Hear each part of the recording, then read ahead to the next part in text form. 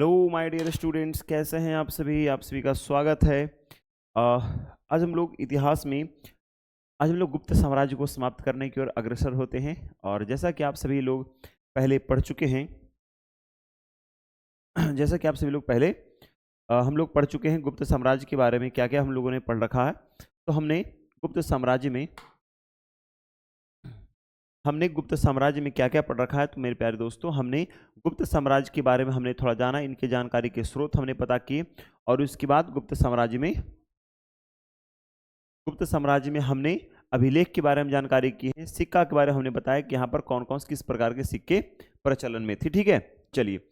इसके बाद हमने गुप्त वंश के प्रमुख शासकों के बारे में चर्चा किया है, जहां पर हमने श्रीगुप्त, घटोत्कच और चंद्रगुप्त प्रथम, समुद्रगुप्त, रामगुप्त और हम लोग यहां तक पढ़ चुके हैं। ठीक है, समुद्रगुप्त तक हम लोग अध्ययन कर लिए हैं। आज हम लोग को पढ़ना है रामगुप्त, चंद्रगुप्त द्वितीय, कुमारगुप्त और स्कंदगुप्त के बारे में बढ़िया से अध्ययन करना है। ठीक है, चलिए। हमने बोला था इसके संस्थापक कौन है, तो बोलेंगे सर इनके संस्थापक श्रीगुप्त है। गुप्त वंश के संस्थापक कौन है, बोलेंगे सर श्रीगुप्त है। इनके पुत्र का नाम था घटोत्कच। क्या, तो घटोत्कच। और घटोत्कच के पुत्र का नाम क्या था सर, तो चंद्रगुप्त प्रथम।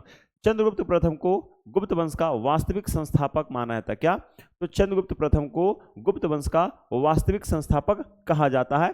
और श्रीगुप्त और घटोत्कच ने किस तरह, तो सर उन्होंने महाराज की उपाधि धारण की थी। किसकी, तो सर महाराज की उपाधि धारण की थी। वहीं अगर बात करें तो सर चंद्रगुप्त प्रथम ने महाराजा धीराज की उपाधि धारण की। किसकी, तो सर महाराजा धीराज की उन्होंने उपाधि धारण की थी। ठीक है, हमने संक्षिप्त मैंने इनके बारे में बताया था कि चंद्रगुप्त प्रथम वास्तविक संस्थापक, गुप्त वंश के वास्तविक संस्थापक है। महाराजा धीराज की उन्होंने उपाधि धारण की। कुमार देवी से, जो कि लिच्छवी गणराज्य की राजकुमारी थी, उससे इन्होंने विवाह किया था।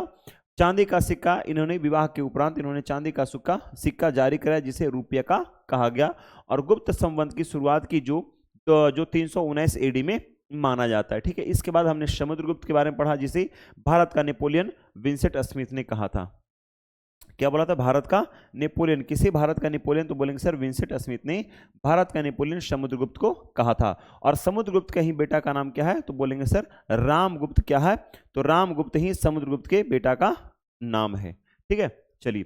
तो सभी लोग हेडिंग लिखिए, रामगुप्त।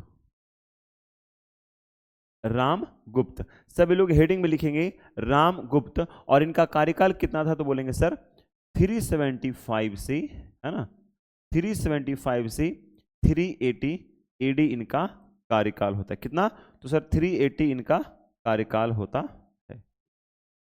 चलिए आइए, तो चलिए हेडिंग सभी लोग दे दीजिए और शुरुआत करते हैं सर, तो किसका, रामगुप्त के बारे में।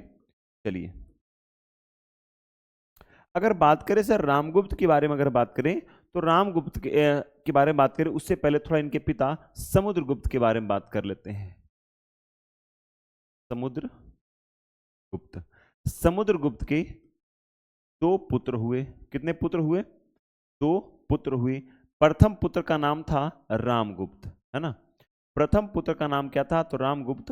और द्वितीय यानी सेकंड पुत्र का नाम क्या था, तो बोलेंगे सर चंद्रगुप्त द्वितीय नाम रखा गया।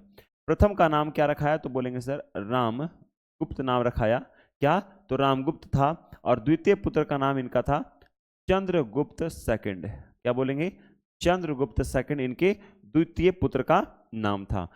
ठीक है, चलिए। हालांकि गुप्त साम्राज्य का जो ट्री लिखाता है वहां पर रामगुप्त 5 साल का कार्यकाल गुप्त साम्राज्य को नहीं जोड़ा जाता है, क्योंकि जब समुद्रगुप्त आए, इनके जितने शासक आए, उन सभी का एक उद्देश्य रहता था कि कभी भी कुछ भी हो जाए, है ना, आत्मसम्मान से गिरना नहीं है। हारना मंजूर है, लेकिन आत्मसम्मान से गिरना मंजूर नहीं है।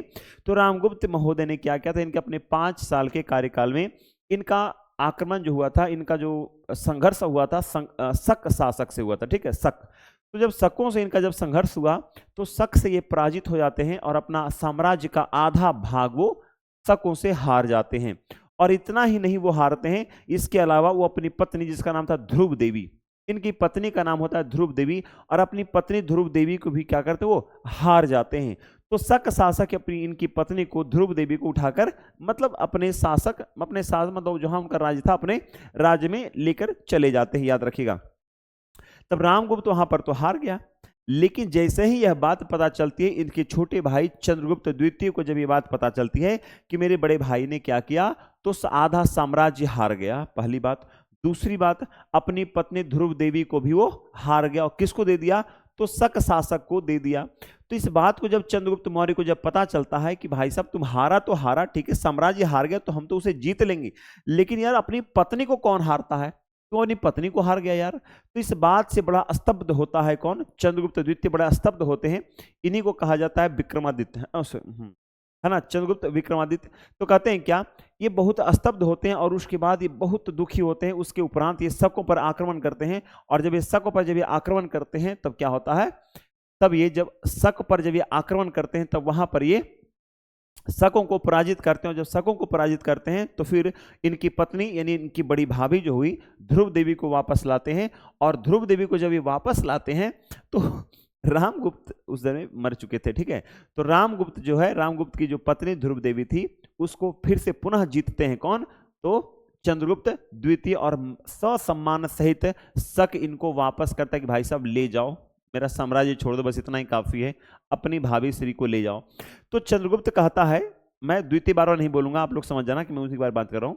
तो चंद्रगुप्त कहता है रामगुप्त से, मतलब कहता है कि वो इस योग्य नहीं है कि वो, है ना, आप जैसी स्त्री का संग कर सके। तो चंद्रगुप्त द्वितीय क्या करता है, अपनी भाभी यानी ध्रुव देवी से स्वयं विवाह करता है, और इसका वर्णन जो है, इसका वर्णन जो कौन करते हैं, तो कालिदास जी इसका वर्णन करते हैं, जिसका नाम क्या था, देवी चंद्रगुप्तम। ध्रुव देवी और चंद्रगुप्त, इन दोनों को मिक्स कहानी में कर दिया गया, और इन दोनों की कहानी को सम्मिलित रूप से कर दिया गया, और कहा, तो देवी चंद्रगुप्तम में इन दोनों की कहानी का वर्णन मिलता है। बोलिए कोई दिक्कत है ना। देवी चंद्रगुप्तम के द्वारा, देवी चंद्रगुप्तम में सारी कहानी लिखी हुई है, किसके द्वारा कृत है, तो बोलेंगे सर विशाखा दत्त, इसके द्वारा, सर विशाखा दत्त के द्वारा देवी चंद्रगुप्तम लिखा गया है। बोलिए यहां तक कोई दिक्कत।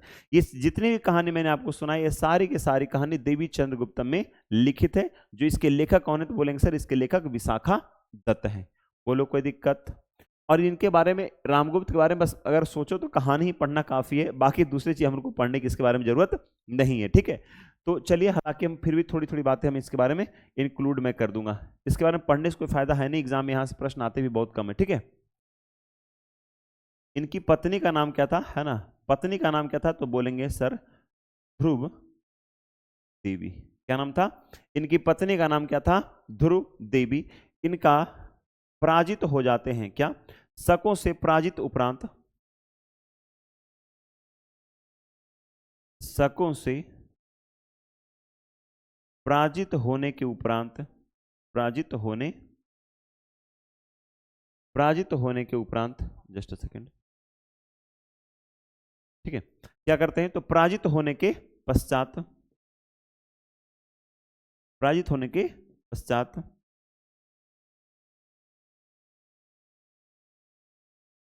अपना आधा साम्राज्य, ऐसे नहीं, ऐसे नहीं, ऐसे उचित नहीं लग रहा है, सेंटेंस सुटेबल नहीं लग रहा है। शकों से युद्ध उपरांत, ऐसे बेटर लग रहा है ना, शकों से युद्ध उपरांत अपना आधा साम्राज्य एवं अपनी पत्नी ध्रुव देवी को, अपनी पत्नी ध्रुव देवी को, हार जाता है। क्या करता है, तो अपनी पत्नी ध्रुव देवी को हार जाता है, ठीक है। और किसे सौंप देता है, अपनी पत्नी को, आधा साम्राज्य हार गया और अपनी पत्नी को भी क्या करता है, हार जाता है, और अपनी पत्नी और ध्रुव देवी को शकों को सौंप देता है, एवं ध्रुव देवी को,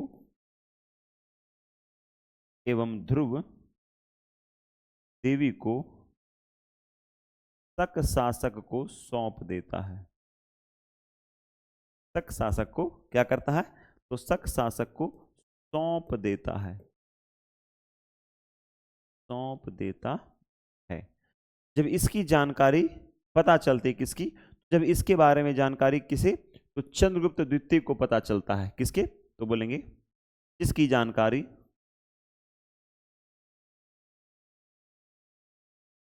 जिसकी जानकारी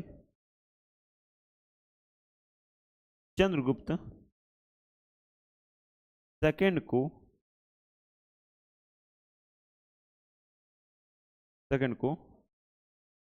सेकंड को होता है,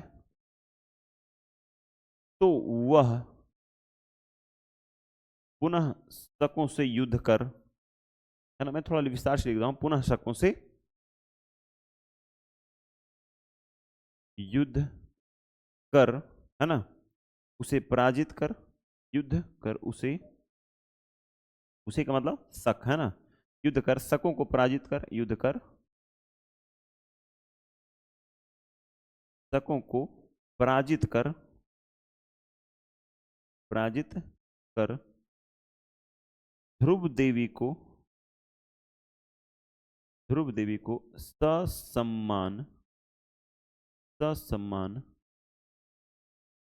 वापस लाता है। किसा? तो ससम्मान वापस लाता है। कैसा? तो बोलेंगे सर ससम्मान ये वापस लाता है। कौन? तो चंद्रगुप्त द्वितीय। इसकी जानकारी कहाँ मिलता है? तो बोलेंगे सर इसकी जानकारी कहाँ? तो देवी चंद्रगुप्तम में इसकी जानकारी मिलती है। ठीक है, चलिए ये जो पूरी कहानी जो मैंने सुनाया, यह पूरी कहानी का वर्णन यहीं पे लिखते हैं। इस पूरी कहानी का वर्णन विशाखा दत्तकृत देवी चंद्रगुप्तम में वर्णित है। पूरी कहानी का वर्णन विशाखा दत्तकृत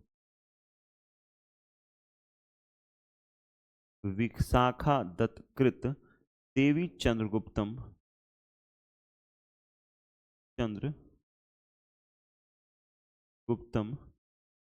में वर्णित है।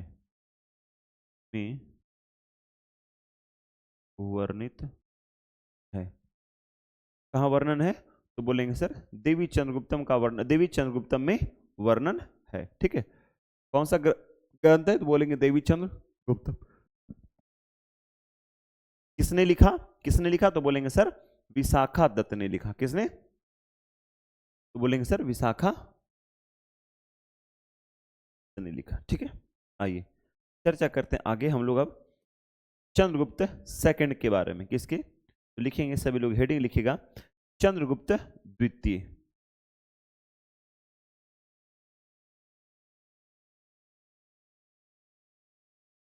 चंद्रगुप्त सेकंड। अच्छा, चंद्रगुप्त सेकंड, सभी लोग हेडिंग लगाइए, चंद्रगुप्त सेकंड का हेडिंग लगाइए। चलिए, अच्छा इतना आप लोग बताओ कि चंद्रगुप्त सेकंड का जो अगर बात करें,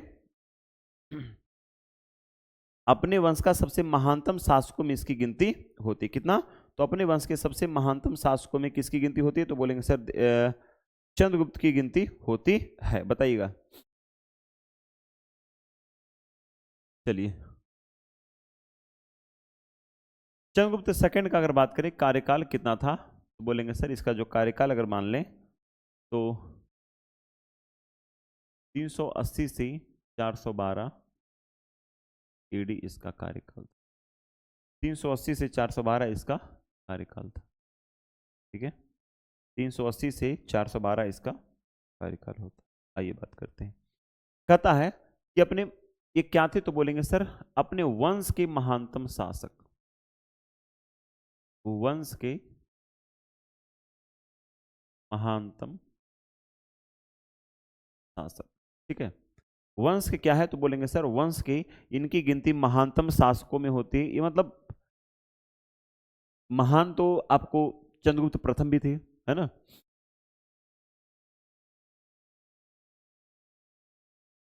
समुद्रगुप्त भी थे, है ना, और आपको चंद्रगुप्त द्वितीय भी हैं।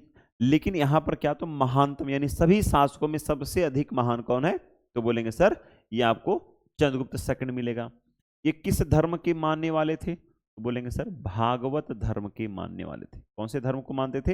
ये भगवान विष्णु की बहुत तपस्या और पूजा करते थे, भगवान विष्णु को मानने वाले थे। जब इन्होंने शकों को हराया था, शकों को हराने के बाद इन्होंने सकारी नामक उपाधि ली थी। किसकी? शक को परास्त करने के बाद, शकों को पराजित, शकों को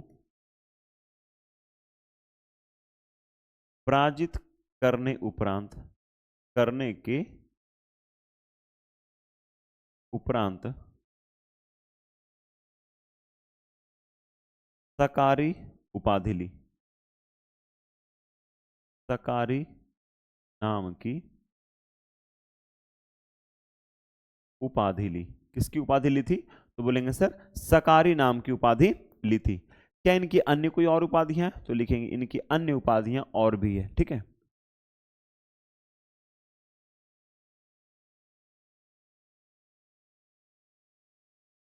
अन्य उपाधियां, इन्होंने उपाधि नहीं लिया बल्कि उपाधियां लिए, एक से अधिक बहुत सारे इन्होंने उपाधियां ली है। चलिए बात करते हैं कौन कौन सी। तो बोलेंगे गुप्तों यानी गुप्त वंश का देव किसे कहेंगे? तो बोलेंगे देवगुप्त। इन्होंने एक पहला उदाहरण लिया, कौन सा? तो बोलेंगे देवगुप्त। इनका पहला क्या हो जाएगा? तो बोलेंगे सर इन्होंने देवगुप्त की उपाधि ली। इन्होंने और किसका? बोलेंगे सर इन्होंने देवराज की उपाधि ली। किसका? तो बोलेंगे सर इन्होंने देवराज की उपाधि ली। और किसका? तो बोलेंगे सर देव ऋषि की उपाधि ली। ऐसी? तो बोलेंगे सर इन्होंने देव ऋषि की भी इन्होंने क्या किया? उपाधि लिया। ठीक है, और किसका? तो बोलेंगे सर इन्होंने परम भागवत का भी उपाधि लिया है। किसका उपाधि लिया है? तो बोलेंगे सर इन्होंने परम भागवत की भी उपाधि ली है। और परम भागवत, परम भट्टारक की भी इन्होंने उपाधि ली है। परम भट्टारक किसकी उपाधि ली है? तो बोलेंगे सर इन्होंने परम भट्टारक की भी इन्होंने उपाधि ली है। ठीक है, और किसकी उपाधि ली? तो वीरों के वीर यानी विक्रमांक की भी उपाधि ली। किसकी? तो बोलेंगे सर विक्रमांक की भी उपाधि ली थी।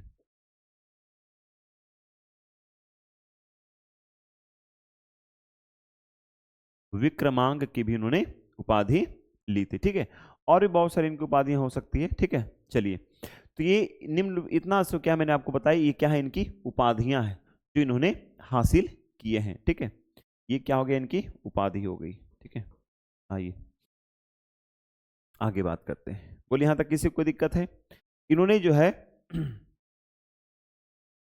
एक सबसे बड़ा उपाधि जिसका नाम था, इन्होंने एक सबसे बड़ा इन्होंने उपाधि ली जिसका नाम था विक्रमादित्य। किसका उपाधि लिया?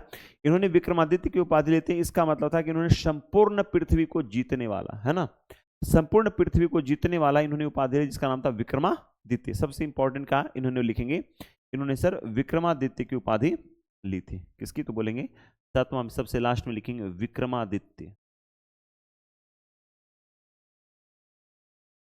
विक्रमादित्य की इन्होंने उपाधि ली। ठीक है, विक्रमादित्य का मतलब इन्होंने उपाधि ली, जो क्या कहता है कि संपूर्ण पृथ्वी को विजित करने वाला, संपूर्ण पृथ्वी को मतलब विजित करने वाले, पूरा पृथ्वी को जीत गया, उसे क्या बोलते हैं? उसे विक्रमादित्य कहते हैं। तो याद रखिएगा, संपूर्ण पृथ्वी को जीतने वाला क्या हो गया? विक्रमादित्य हो गया।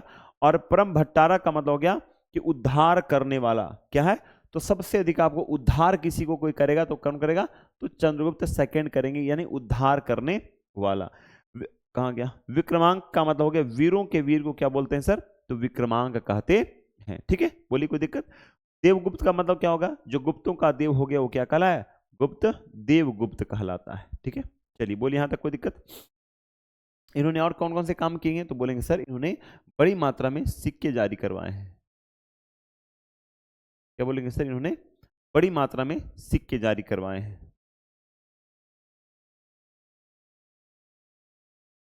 इन्होंने सर बड़ी मात्रा में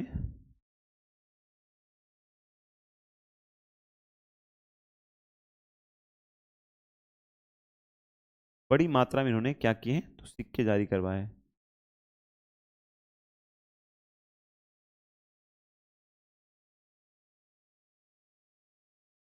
बड़ी मात्रा में क्या किया इन्होंने? तो सर बड़ी मात्रा में इन्होंने सिक्के, तो किसके सिक्के? तो बोलेंगे सर बड़ी मात्रा में इन्होंने सोने के सिक्के जारी करवाए हैं। सोने के सिक्के जारी कराए। किसके सिक्के? तो बोलेंगे सर इन्होंने सोने के, बड़ी मात्रा में सोने के सिक्के जारी करवाए, जिसका नाम क्या रखा? तो जिसका नाम सर इन्होंने दिनार रखा। क्या नाम रखा? जिसे क्या बोला गया सर? दिनार कहा। और किसका? तो सर चांदी के सिक्कों को क्या बोला गया? रुपये का भी इसमें इन्होंने रुपये का को भी संचालित करवाया। रुपये का, ये रुपये का क्या था? तो हमने पहले चर्चा किया है कि रुपये का क्या था? तो चांदी का सिक्का। क्या बोलेंगे? चांदी का सिक्का भी जारी करवाया। यानी, और हमने पहले भी आपको बताया था कि सबसे अधिक सोने के सिक्के किस वंश के कार्यकाल में जारी किया गया? तो बोलेंगे सर सबसे अधिक सोने के सिक्के गुप्तों के काल में जारी किए गए हैं। और गुप्तों में भी अगर पूछ दे कौन सा गुप्त, बोलेंगे सर चंद्रगुप्त सेकंड के काल में सबसे अधिक सोने के सिक्के जारी किए गए हैं। और सबसे इंपॉर्टेंट बात, चीनी यात्री फाहियान, चीनी यात्री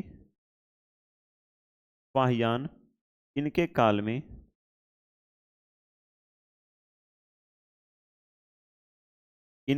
क्या होता है? तो इनके काल में भारत, इसका आगमन होता है। किसके? तो चीनी यात्री, इसका नाम था फाहियान, इनके काल में क्या होता है? भारत आता है। किसके? तो ये भारत, चीनी यात्री फाहियान, इनके काल में भारत आता है। भारत आता किसके काल में आता है? तो चीनी यात्री चंद्रगुप्त सेकंड के काल में भारत आता है और अपनी पुस्तक में भारतीय समाज और धर्म की जानकारी देता है। और चीनी यात्री जो है अपनी पुस्तक में किसके? तो भारतीय समाज और भारतीय धर्म के बारे में इसको इन्होंने अपनी जानकारी देते। कौन? तो बोलेंगे सर चीनी यात्री फाहियान इसकी जानकारी देता है। ठीक है, चलिए इसके बाद हम लोग सर किसके बारे में पढ़ेंगे? तो प्राचीन काल में गुप्त वंश को क्या बोलते थे? तो बोलेंगे सर प्राचीन काल में गुप्त वंश को स्वर्ण काल कहा जाता था। इसके पहले मैं चर्चा कर चुका हूं। क्यों? क्योंकि सबसे अधिक सोने के सिक्के किसने जारी करवाए? तो बोलेंगे सर सबसे अधिक सोने के सिक्के किसने? तो गुप्तों ने जारी करवाया। और उनमें भी कौन? तो बोलेंगे सर चंद्रगुप्त सेकंड ने सबसे अधिक सोने के सिक्के जारी करवाए। और स्वर्ण काल कहने का तात्पर्य सिर्फ सोना से नहीं है, इसका तात्पर्य है कि गुप्त वंश की सामाजिक, आर्थिक, राजनैतिक, साहित्यिक, धार्मिक, इन है ना, स्थापत्य, चित्रकला, संगीत कला, इन सभी में ये पूरी मतलब चरम सीमा पर था। ठीक है, यानी कह सकते हैं कि गुप्त वंश के काल में सामाजिक स्थिति, राजनैतिक स्थिति, धार्मिक स्थिति, है ना, स्थापत्य कला, है ना, शिल्प कला, ठीक है, और कह सकते हैं चित्रकला, संगीत कला, है ना, इन सभी के सभी जो है चरमोत्कर्ष पर था। क्या था? चरमोत्कर्ष का मतलब होता है कि जब कोई व्यक्ति, ध्यान रखना, जब कोई व्यक्ति चरमोत्कर्ष पर चढ़ता है, इसका मतलब क्या है? जब ये चरम सीमा पर चढ़ गया है, अब इसके बाद इसका गिरावट आएगा।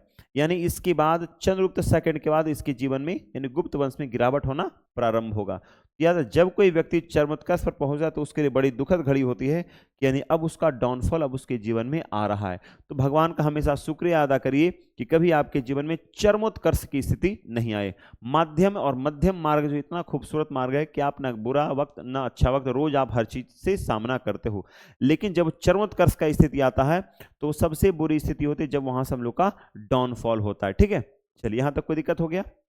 आइए हम लोग नेक्स्ट पेज में बात करते हैं, क्योंकि यहाँ पर हम लोग को बात करने के लिए स्पेस कम पड़ जाएगा। चलिए आइए हम लोग पढ़ रहे हैं क्या? तो चंद्रगुप्त सेकंड पढ़ रहे हैं। चंद्रगुप्त सेकंड पढ़ रहे हैं।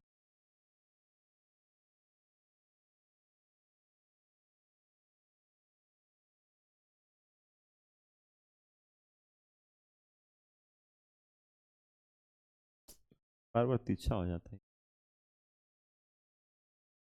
चलिए आइए बात करते हैं इनके बारे में। कहता क्या गुप्त काल में, मैंने पहले भी चर्चा किया था कि गुप्त काल में कौन सी शैली प्रचलित हुई? तो बोलेंगे सर गुप्त काल में नागर शैली का प्रचलन किया गया, यानी नागर शैली का यहाँ के शासकों ने संरक्षण दिया। ठीक है, चलिए तो हेडिंग दीजिए।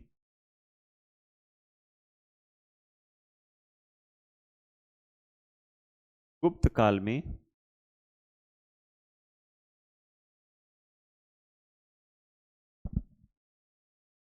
नागर शैली,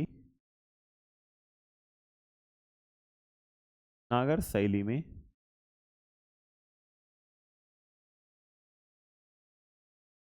अनेकों मंदिरों का निर्माण हुआ। अनेकों मंदिरों का निर्माण हुआ। ठीक है, अनेकों मंदिरों का निर्माण हुआ। तो आइए सबसे पहला मंदिर का नाम लेते हैं। तो कहता है क्या, सबसे पहला मंदिर बताएगा।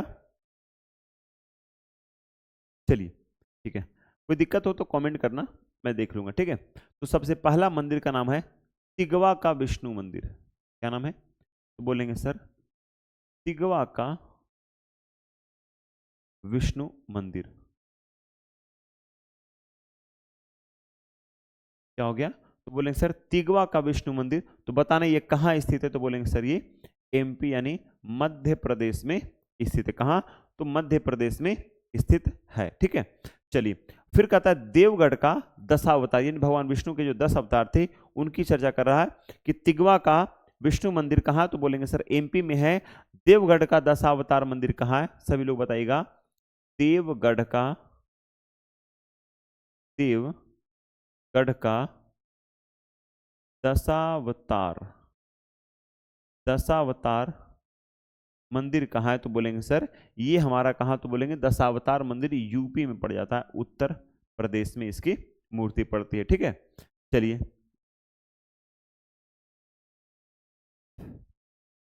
चलिए अगला क्या हो जाएगा,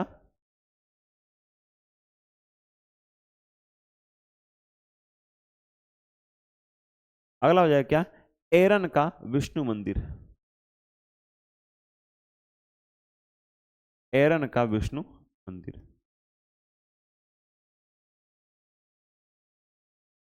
एरन का विष्णु मंदिर कहाँ है, तो बोलेंगे सर ये भी कहाँ आपको पड़ेगा, तो सर ये भी हमारा एमपी में पड़ता है। कहाँ, तो सर एमपी में पड़ता है। ठीक है, चलिए एक लास्ट, लास्ट नहीं है ना, अभी भूमरा बाकी है। भूमरा का शिव मंदिर, भूमरा का शिव मंदिर भी कहाँ है, तो बोलेंगे सर इसका भी मंदिर कहाँ, तो हमारा एमपी में पड़ता है। ठीक है, चलिए अब करेंगे लास्ट, पार्वती शिव मंदिर। पार्वती शिव मंदिर,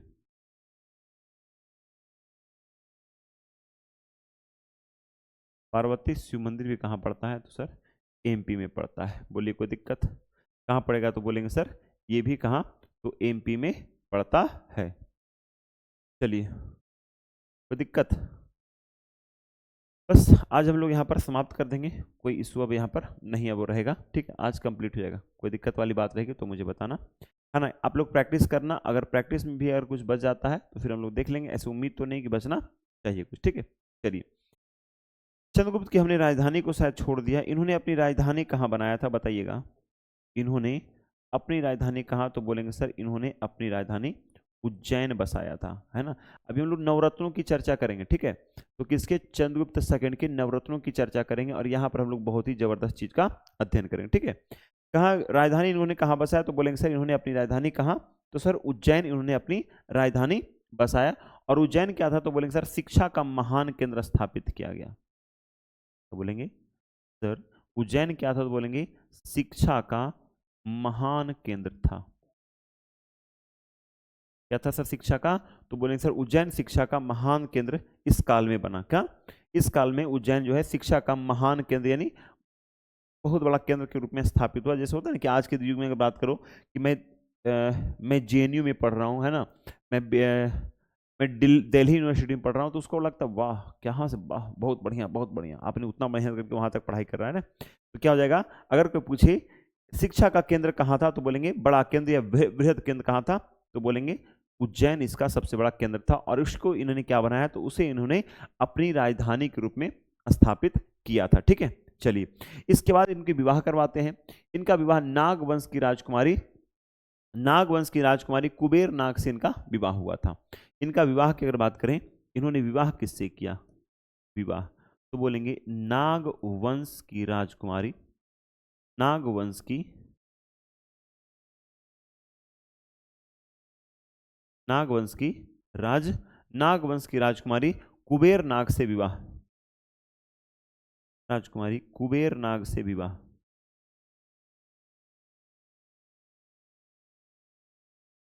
कुबेर नाग से क्या हुआ, तो इन्होंने विवाह किया। किससे विवाह किया? इनसे एक इनका संतान हुआ जिसका नाम है प्रभावती। क्या नाम है इनके संतान का? इनसे उत्पन्न एक संतान हुआ, एक पुत्री हुई, है ना, और जिसका नाम रखाया प्रभावती। क्या नाम रखा है इनका?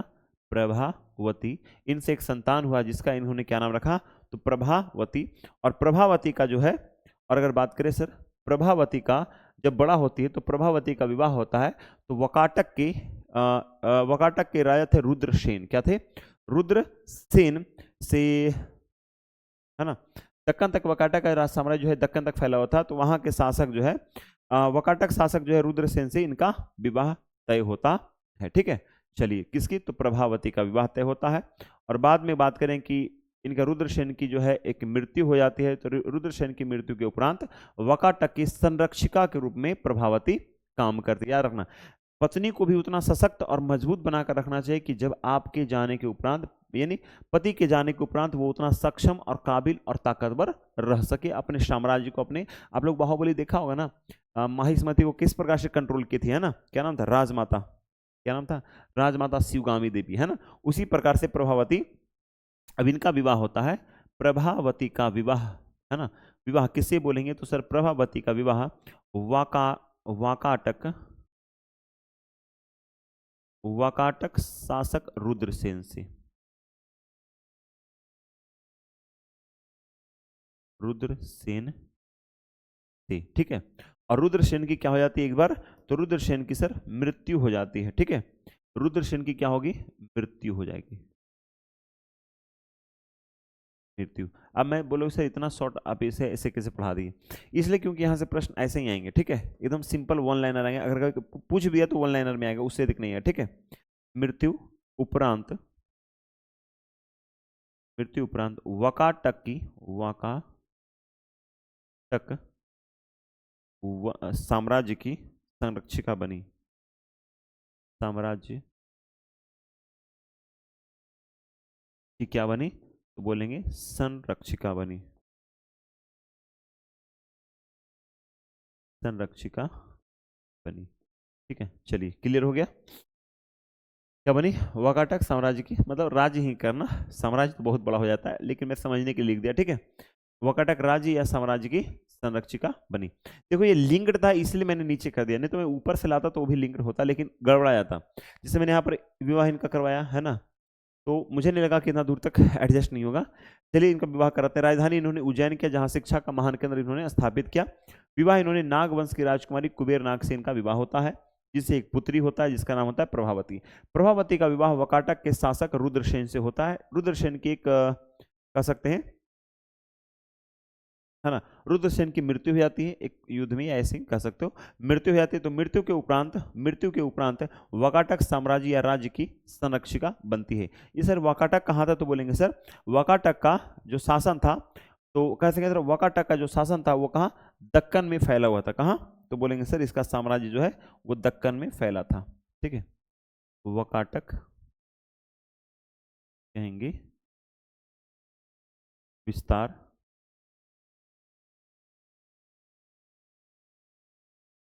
दक्कन में। कहाँ था विस्तार, तो इसका सर विस्तार कहाँ था, तो बोलेंगे दक्कन में। रुद्रसेन का शासन कहाँ था, तो बोलेंगे दक्कन में इसका शासक वाकाटक में था। ठीक है, चलिए, बोलिए कोई दिक्कत यहाँ पर? तो चंद्रगुप्त यहाँ पर हम लोग का समाप्त होता है, लेकिन हम लोग चंद्रगुप्त में नवरत्नों की चर्चा करने वाले हैं। किसकी? सर नवरत्नों की चर्चा करेंगे, वो बहुत इंपॉर्टेंट। आइए,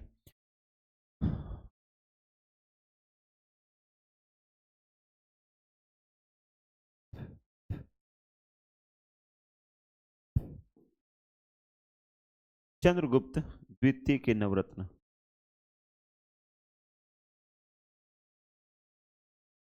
नवरत्न, ठीक है, चंद्रगुप्त द्वितीय के नवरत्न। नवर का मतलब होता है नौ, और रत्न का मतलब होता है हीरे, जड़ी, मोती, कह सकते हैं कुछ भी। ठीक है,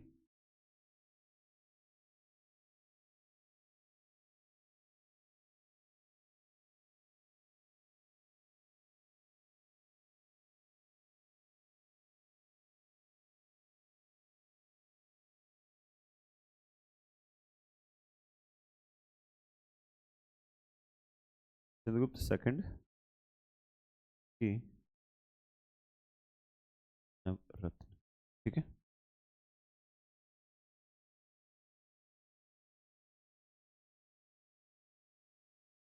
आइए। तो चंद्रगुप्त सेकंड के कितने नवरत्न हैं? तो बोलेंगे सर इनके 9। तो 9 नवरत्न तो 9 ही होते हैं ना, ठीक है। आइए, नवरत्नों में सबसे पहला नवरत्न लिखेंगे। पहला नवरत्न अगर लिखने की बारी तो लिखेंगे महाकवि कालिदास।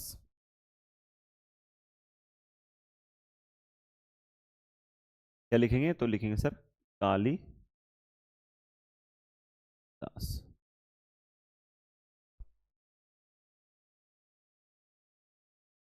बताइएगा कालिदास क्या थे? तो बोलेंगे सर ये महाकवि थे। क्या थे? कालिदास क्या थे? महाकवि थे। इनकी रचना क्या क्या थी? तो याद रखिएगा, ठीक है। इनकी क्या पूछ रहा है आपसे? तो इनकी आपसे पूछ रहा है रचना। रचना क्या क्या थी? आइए इनकी रचना के बारे में थोड़ा सा चर्चा करते हैं।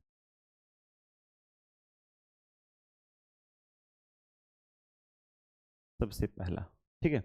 तो इनकी रचना हम एक बार इनकी पूरी रचना का हम यहाँ पर लिख देते हैं, कोई दिक्कत तो नहीं है ना? फिर अलग अलग लिखने की झंझट ही खत्म। सबसे फेमस पहले इनकी रचना के बाद नाम लिखेंगे रघुवंशम। क्या? रघुवंशम।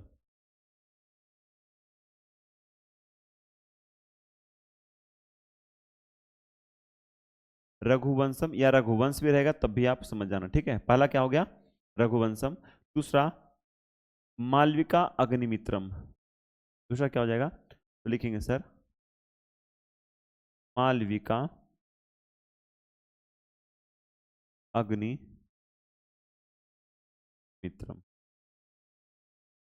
मालविका अग्निमित्रम। अ, अभिज्ञान शकुंतलम। अभिज्ञान शकुंतलम।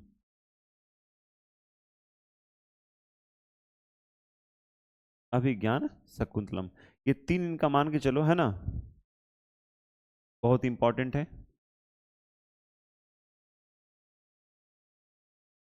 विक्रमो वर्षीय। क्या हो गया? तो बोलेंगे सर विक्रमो वर्षीय। और दो तीन है मेघदूत, ऋतु ऋतु संहार। मेघदूत हो जाएगा। और ऋतु संहार।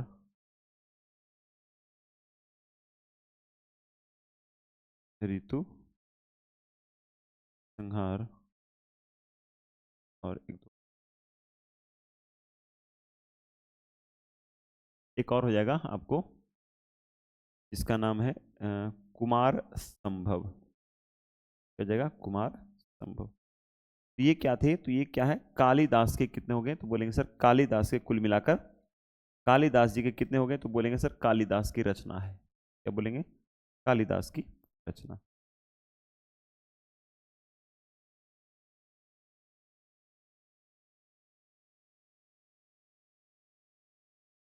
ठीक है।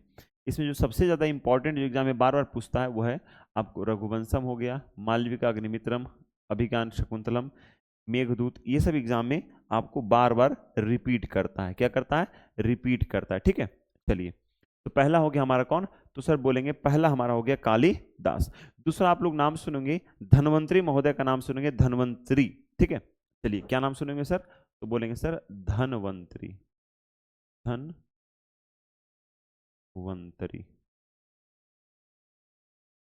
धनवंतरी। ठीक। ये क्या हो गया सर?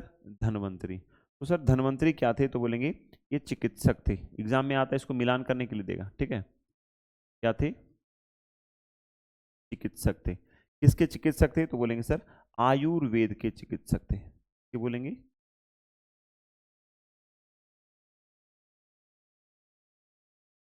आयुर्वेद के चिकित्सक थे। कौन? तो बोलेंगे सर धन्वंतरी क्या थे? तो सर आयुर्वेद के चिकित्सक थे। या कह सकते हैं सर आयुर्वेद का पिता इन्हें कहा जाता है। क्या बोलेंगे? सर आयुर्वेद का पिता भी क्या कहेंगे सर? इन्हें आयुर्वेद का पिता भी कहा जाता है। आयुर्वेद। आयुर्वेद का पिता इन्हें कहा जाता है। तो ये निश्चित हो गया कहाँ के, तो सर आयुर्वेद के जानकार थे, यानी आयुर्वेद के चिकित्सक थे। ठीक है, चलिए 2 नंबर हो गया क्लियर। चलिए तीसरे नंबर पे आएंगे, धन्वंतरी हो गया। धन्वंतरी, तो धन्वंतरी क्या थे, तो बोलेंगे चिकित्सक थे। किसके, तो बोलेंगे सर आयुर्वेद के चिकित्सक थे। तो किसके पिता कहलाए, तो बोलेंगे सर इन्होंने आयुर्वेद के पिता कहलाए। ठीक है, चलिए तीसरा आपको आता है वराह मिहिर। क्या बोलेंगे, वराह मिहिर। सर ये वराह मिहिर क्या थे, आइए बात करते हैं। तो बोलेंगे अगर बात करें सर वराह मिहिर की, तो वराह मिहिर के कुछ महत्वपूर्ण, अगर बात करें कुछ महत्वपूर्ण इनके रचना है जो काफी इंपॉर्टेंट है। जैसे पंचवश हो गया, ये बहुत ही ज्यादा पंच सिद्धांत इनका हो गया, सूर्य सिद्धांत हो गया, बहुत ज्यादा इनका इंपॉर्टेंट है। एग्जाम में वराह मिहिर बहुत बार रिपीट किया है कि वराह मिहिर क्या है। तो बोलेंगे सर वराह मिहिर खगोलवेत्ता है। क्या बोलेंगे सर, तो वराह मिहिर क्या थे, तो बोलेंगे सर खगोलवेत्ता है।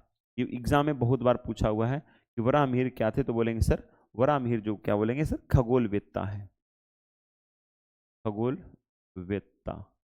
अच्छा एक बात बताओ, कोई खगोलवेत्ता है तो क्या वो क्या वो ज्योतिषी हो सकता है क्या, तो लिखेंगे सर ये ज्योतिषी भी थे। क्या बोलेंगे, ज्योतिषाचार्य भी कह सकते हैं, ज्योतिषाचार्य। ये क्या थे सर, तो सर ये ज्योतिषाचार्य भी थे, यानी ज्योतिष के जानकार भी थे। कौन, तो बोलेंगे सर वराहमिहिर ज्योतिष के जानकार भी थे। इनके बारे में सर कुछ रचना आप बता दो। ठीक है, तो याद रखिएगा पंच सिद्धांत इनका बहुत अधिक फेमस है। ठीक है, इनका सिद्धांत अगर बात करें, रचना अगर हम बात करें इनकी रचना की, अगर बात करें इनकी रचना क्या होगी, सर इनकी रचना आप बता दो। तो बोलेंगे सर इनका सबसे फेमस रचना है पंच सिद्धांत। पंच सिद्धांत इनका सबसे फेमस रचना है। ठीक है, चलिए यहां तक हो गया। चलिए इसके बाद फिर बात करते हैं अमर सिंह, अमरकोश है ना, अमर सिंह।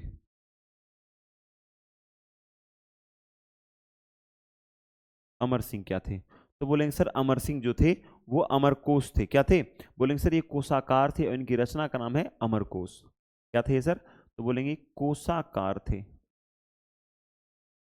क्या थे, कोशाकार। इनकी रचना क्या थी, बताइए, रचना।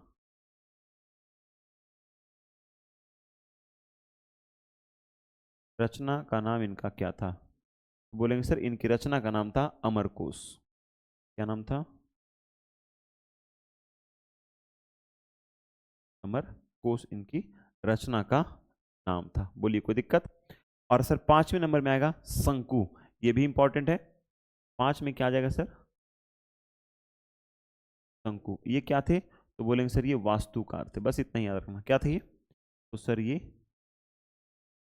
वास्तुकार थे। ठीक है, शंकु क्या थे, तो बोलेंगे सर शंकु क्या थे, तो सर शंकु इसके क्या थे, तो बोलेंगे सर शंकु कालिदास हो गया, वराहमिहिर हो गया है ना, धन्वंतरी हो गया, छपनक हुआ है ना, छपनक अभी नहीं हुआ। तो लिखिए सभी लोग लिखिएगा छपनक, ये क्या थे, तो बोलेंगे सर ये भी ये ज्योतिषी थे। ठीक है, ये क्या थे, ज्योतिषी। छपनक, तो छपनक क्या थे, तो बोलेंगे सर ये ज्योतिषी थे, ज्योतिषी। ठीक है, यहाँ पर इनको ज्योतिषाचार्य हटा दो तो है ना, इसको हटा दो ज्योतिषाचार्य, तो खाली खगोलवेत्ता रहने दो। हालांकि जो खगोल जानेगा वो ज्योतिषी भी जानेगा, रहने दो। ठीक है, कोई दिक्कत नहीं। चलिए छपनक क्या थे, तो बोलेंगे सर छपनक जो थे वो क्या थे, तो बोलेंगे सर, तो छपनक जो थे कि वो क्या बोलेंगे सर, ये ज्योतिषी थे। क्या थे, ज्योतिषी थे।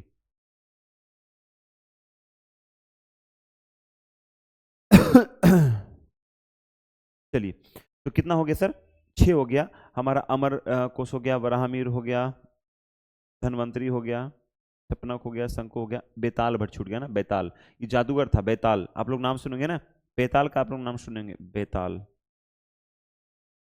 इसका नाम ही था बेताल भट्ट, इसका नाम था। और ये क्या था बेताल भट्ट, तो बोलेंगे सर ये जादूगर था। आज आप लोग यूट्यूब पे जाना और सर्च करना क्या, तो विक्रम बेताल इसका नाम रखा गया, सीरियल का नाम था विक्रम बेताल। जाकर सर्च करना आपको मिल जाएगा। जो राम जी का रोल किया ना वही वहां पर विक्रमादित्य का रोल करते, वही विक्रमादित्य है। मैंने बोला था ना कि चंद्रगुप्त सेकंड किसका, तो विक्रमादित्य की उपाधि लेते हैं, है ना। और यही विक्रम और बैताल की मतलब विक्रम और बैताल इसी पर कहानी लिखा हुआ है। तो विक्रम क्या थे, तो विक्रम यहाँ पर राजा है, और बैताल क्या है, तो जादूगर होता है। ठीक है, तो कितना हो गया, 7 हो गया ना। अमर सिंह हो गया, कालिदास हो गया है, वराहमिहिर हो गया है, आपके धन्वंतरी हो गए हैं, बेताल हो गया है, शंकु हो गया, छपनक हो गया है ना? तो घट रहा है, ये नंबरिंग में तो गलती नहीं हो रहा है ना।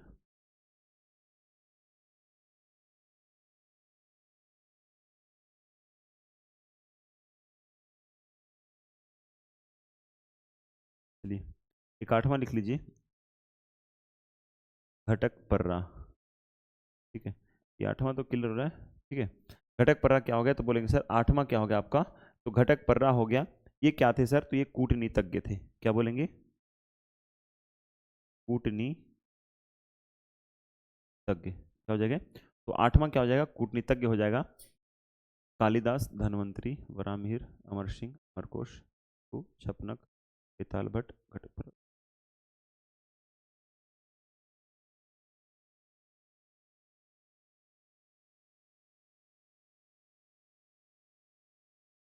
चलिए एक और छूट रहा है ना, और उसका नाम बड़ा टेढ़ा है, घटकपरा, इसलिए मैं इसको लास्ट में लिखता हूँ। याद आ गया, ठीक है, वररूनी। क्या हो जाएगा, वररूनी। तो वररूनी क्या थे, तो ये पाणिनि के मतलब व्याकरणाचार्य कह सकते हो, क्या थे, तो व्याकरणाचार्य कह सकते हैं। ठीक है, व्याकरण क्या थे, तो व्याकरण क्या कहते थे उन्होंने व्याकरण में, तो बोलेंगे सर ये पाणिनि सूत्रों की मतलब पाणिनि सूत्रों के लिए प्रसिद्ध थे। मतलब पाणिनि के ने जो व्याकरण लिखा था संस्कृत व्याकरण, तो उनके पाणिनि ने जो संस्कृत में व्याकरण लिखा था उनके सूत्रों के लिए क्या थे, ये विशेषज्ञ थे। मतलब होता है ना कि कोई टॉपिक होता है उसके पूरी तरह से विशेषज्ञ होता है, या उसमें ये ज्यादा फेमस होता है, प्रसिद्धि हासिल करता है, तो उसमें पाणिनि सूत्रों के लिए प्रसिद्ध थे। तो यह सीधा सीधे कह सकते हैं कि वररूनी। ठीक है, वररूनी क्या थे, तो बोलेंगे सर वर इसका नाम ही था वररूनी, है ना। तो वररूनी क्या थे, तो बोलेंगे सर व्याकरणाचार्य कह सकते हैं। घटक प्रक क्या थे, तो बोलेंगे कूटनीतज्ञ थे। बेताल भट्ट जादूगर, छपनक ज्योतिषी, शंकु वास्तुकर, अमर सिंह कोषागार रचना अमरकोश था इनकी। वराहमिहिर एग्जाम के लिए इंपॉर्टेंट क्या है सर, तो चलिए एग्जाम के लिए इंपॉर्टेंट दृष्टिकोण से हम बताते हैं आपको। कालिदास इंपॉर्टेंट है, धन्वंतरी इंपॉर्टेंट है, वराहमिहिर इंपॉर्टेंट है, अमर सिंह इंपॉर्टेंट है। उसके अलावा एक भी क्वेश्चन एग्जाम में ये सबसे प्रश्न नहीं आया है। ठीक है, इसलिए इतना आप लोगों को दिमाग पर ये जोर देने की जरूरत नहीं है। एक बार सिर्फ पढ़ लेना कि हाँ बेताल कोई जादूगर था। छपनक की अगर बात करें तो सर छपनक एक ज्योतिषी था। ठीक है, और खगोलवेत्ता अगर रहे और वराहमिहिर रहे तो ज्योतिषाचार्य रहे या ज्योतिष रहे तब भी आप वराहमिहिर को क्लिक कर सकते हैं, इसमें कोई दो मत नहीं है और कोई दूसरी राय नहीं है। ठीक है, आइए थोड़ा सा जब हम लोग पढ़ेंगे गुप्तकालीन साहित्य के बारे में थोड़ा सा जान लीजिए कि गुप्त काल के कौन कौन से साहित्य थे। ठीक है, देखिएगा कहा था कि प्रशस्ति रूप यानी प्रयाग प्रशस्ति में क्या क्या प्राप्त हुआ था, तो बोलेंगे कि सर प्रयाग प्रशस्ति में हरिसेन के द्वारा लिखा गया है। प्रयाग प्रशस्ति किसका, तो बोलेंगे सर हरिसेन के द्वारा प्रयाग प्रशस्ति लिखा गया है। उदयगिरी गुहा लेख में वीरसेन कृत है। मंदसौर लेख में वत्स भट्टी, ये आपके लेस इंपॉर्टेंट है। ठीक है, जिसको मैं आपको अगर मैं ये वाला चिन्ह लगा दूं तो समझ आना कोई इंपॉर्टेंट है। ठीक है, और मैं ये वाला चिन्ह नहीं लगाऊं तो समझ आना इंपॉर्टेंट। जिसको मैं छोड़ रहा हूं उस पर दिमाग मत लगाना। ठीक है, जिसको मैं क्लिक कर रहा हूं ना बस उसी पे आप लोग दिमाग लगाना। ठीक है, वराहमिहिर क्या क्या लिखे, तो बोलेंगे सर वराहमिहिर ये हमारे इंपॉर्टेंट है। ठीक है, वराहमिहिर किस पर है, तो विज्ञान विषय पर आधारित क्या है, तो वराहमिहिर विज्ञान विषय पर क्या क्या आधारित। प्रशस्ति में क्या क्या हो गया, तो आपको प्रयाग प्रशस्ति याद रखना है। विज्ञान में क्या याद रखना है, तो वराहमिहिर जो वृहत संहिता और पंच सिद्धांतिका, क्या क्या वृहत संहिता और पंच सिद्धांतिका इन्होंने लिखा था। आर्यभट्ट कृत है ना, आर्यभट्ट कृत आर्य भट्टियम। भास्कर प्रथम कृत, तो भास्कर प्रथम ने क्या लिखा, तो टीका आर्यभट्टी भाषा लिखा। ब्रह्मगुप्त ने क्या लिखा, तो ब्रह्मगुप्त ने ब्रह्म सिद्धांत को लिखा। वाघभट्ट ये बहुत इंपॉर्टेंट, वाघभट्ट या अष्टांग हृदय क्या है, अष्टांग हृदय, और ये आपको नवीनतम आयुर्वेद नहीं है। ठीक है, चलिए लौकिक साहित्य में बात करें तो हाँ कला, कला विषय के रूप में यानी क्या क्या कला हो सकती है, तो ये आपको वात्स्यायन को याद रखिएगा कि वात्स्यायन ने क्या लिखा है, तो कामसूत्रा इन्होंने वात्स्यायन ने लिखा। कविता में अगर बात करें काव्य में तो महाकवि कालिदास को कौन भला भूल सकता है, तो कालिदास इन्होंने ऋतु, संहार, मेघदूत, रघुवंश, कुमार संभव, हालांकि मैं ये सारा पढ़ा चुका हूँ, सिर्फ मैं कालिदास को अंडरलाइन करता हूँ, ठीक है, कालिदास, ठीक है। भारवी, हाँ ये भारवी किरातुर्जानी बहुत बार एग्जाम में पूछा, ये मोस्ट इंपॉर्टेंट, ठीक है, ये और ये मोस्ट इंपॉर्टेंट है, ठीक है, तो बोलता मोस्ट ना, ये मोस्ट वाला इंपॉर्टेंट है, ठीक है।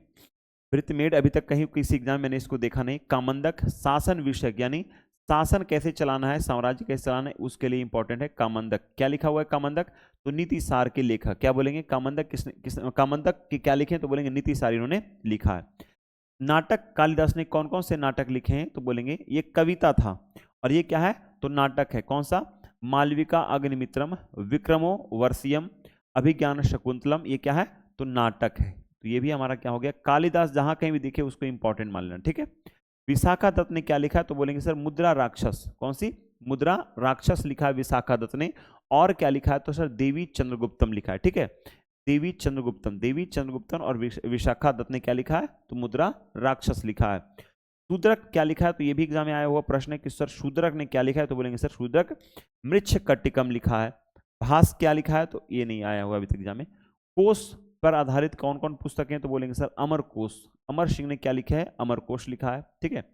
व्याकरण पर आधारित पूछे गया, तो चंद्रगुप्त ने ये अभी तक पूछा नहीं है, विष्णु शर्मा, हाँ ये कथा पूछा है, कथा पर आधारित तो विष्णु शर्मा ने क्या लिखा है, तो सर कृत पंचतंत्र, एग्जाम में प्रश्न आता है पंचतंत्र के लेखक कौन है, तो बोलेंगे सर विष्णु शर्मा। जहां जहां मैंने आपको रेडिस किया है वो समझ जाना, वो आपके एग्जाम के पॉइंट ऑफ व्यू से इंपॉर्टेंट है ना। इस तरह से मैं अगर हच लगाऊंगा ना तो आपको क्या हो जाएगा ना, आपको पता नहीं चल पाएगा, ठीक। अगर कुछ वर्ड मिस हो गया तो मैं नहीं चाहता हूं ना, चलिए, है ना, ऐसा अगर होगा स्टार लगाने की तो मैं लगा दूंगा, ठीक है। धार्मिक ग्रंथ में अगर बात करें कि सर धार्मिक ग्रंथ कौन कौन है, तो बोलेंगे एक है ब्राह्मण ग्रंथ, ठीक है, दूसरा है बौद्ध ग्रंथ, ठीक है, और तीसरा है जैन ग्रंथ। धार्मिक ग्रंथ इस दरमियान में कौन कौन, तो बोलेंगे 3, ब्राह्मण ग्रंथ, बौद्ध ग्रंथ और जैन ग्रंथ, ठीक है। पुराण में विष्णु पुराण, वायु पुराण और ब्रह्म पुराण में इसकी चर्चा मिलती है, किसकी, तो गुप्त वंश की चर्चा मिलती है, कहाँ कहाँ, तो विष्णु पुराण, वायु पुराण और ब्रह्मांड या ब्राह्मण पुराण में मिलता है, ठीक है। स्मृति कौन कौन है, तो बोलेंगे सर नारद स्मृति, बृहस्पति स्मृति, विष्णु स्मृति, याज्ञवल्क्य स्मृति और कात्यायन स्मृति में गुप्त वंश की जानकारी हमें प्राप्त होती है, ठीक है। बौद्ध ग्रंथ से हमें कौन सा, तो बौद्ध ग्रंथ से हमें असंगक कृत्य, ये सब पूछेगा नहीं, ठीक है, उसमें आर्यभट्ट, ठीक है, जो पूछेगा मैं उससे बताता हूँ, बुद्ध घोष कृत्य, है ना, चलो इसमें से कोई नहीं पूछेगा, ठीक है।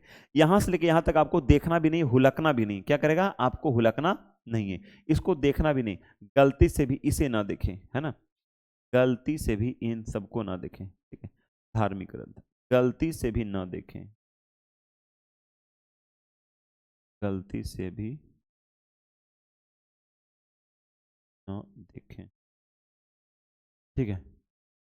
ऐसे अगर इच्छा होगा तो देख लेना लेकिन मैं लिख दिया हूं कि गलती से भी इसको नहीं देखना है, यानी आपको नहीं देखना है तो नहीं देखना, ठीक है। सर डबल साउंड आ रहा है,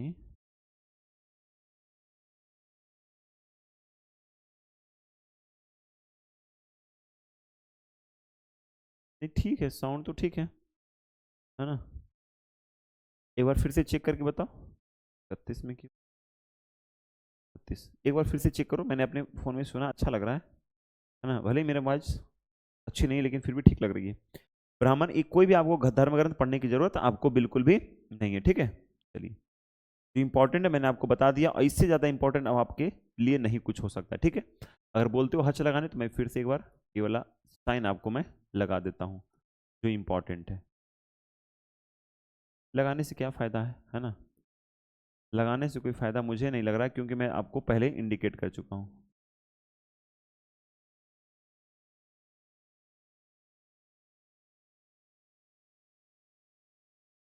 हाँ, जहाँ मैं लगाया हूँ एग्जाम में बहुत बार पूछा हुआ है, एक दो बार नहीं, बहुत बार पूछा हुआ है, चाहे वो प्रयाग प्रशस्ति के बारे में हो, चाहे वो वराहमिहिर की वृहत संहिता हो या पंच सिद्धांत हो। हालांकि ये इतना बार नहीं पूछा, लेकिन जितना बार ये भारवी किरातुर्जानी जितना बार पूछा, अभी हाल ही में 68 या 69 या पलट कर देखना, 67 से लेकर के 8-9 तक पलट कर देखना, किरातुर्जानी आपको मिल जाएगा बीपीएससी में, ठीक है।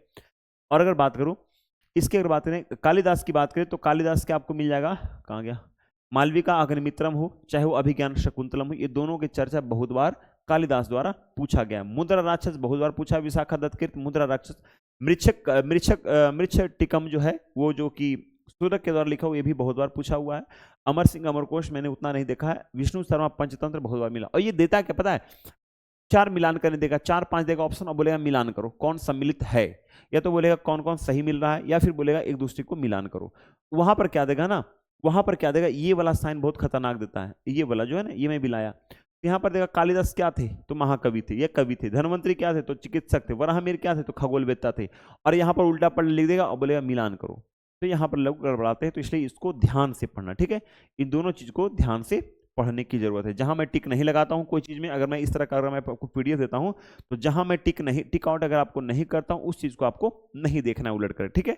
पिछले क्लास का पीडीएफ और ये वाला पीडीएफ, ये दोनों पीडीएफ आपको इस वाले लेक्चर में कितना, तो लेक्चर नंबर 24 था, तो लेक्चर नंबर 24 में आपको ये लेक्चर मिल जाएगा, ठीक है। आज का जो मैं पढ़ाया हूं, तो लेक्चर 23 और 24, ठीक है, इन दोनों का लेक्चर आपको मिल जाएगा, है ना। रामगुप्त, तो क्या हो जाएगा, लेक्चर क्या था, तो बोलेंगे ये क्लास कैम है, तो बोलेंगे सर ये क्लास चल रहा है 24 है, 24 यहाँ से चल रहा है, ठीक है। तो यहाँ पर आपको क्लास आपको 23 और क्लास 24 आपको इसका पीडीएफ आपको मिल जाएगा, गुप्त साम्राज्य का दोनों का पीडीएफ में वहां पर लिख दिया हूँ 23 और 24, ठीक है।